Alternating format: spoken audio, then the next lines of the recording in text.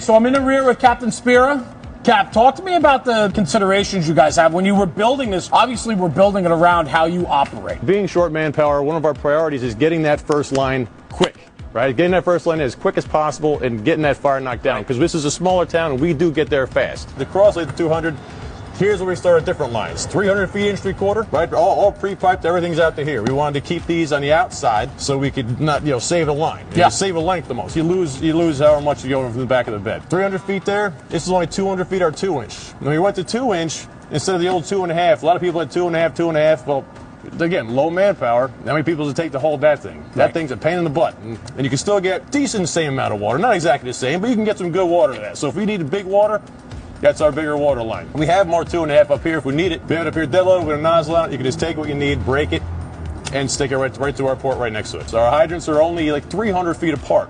So we don't have that. We don't have to carry tons of hose. Places have thousands of feet of hose.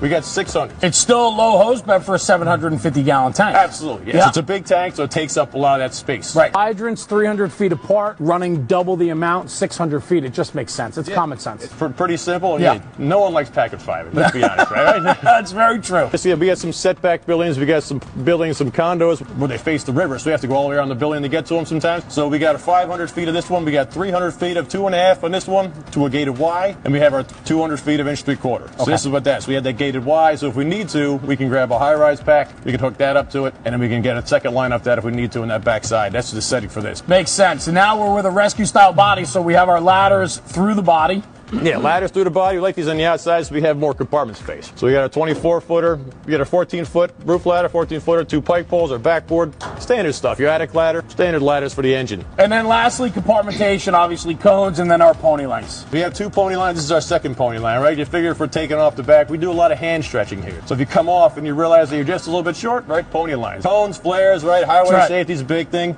And just a few extra hand lines just in case. You never know why, right? I mean, when you break it down, it is just an engine company built for work, which represents exactly what you're doing here in Harrison. So thank you for that. Let's work our way around the officer side.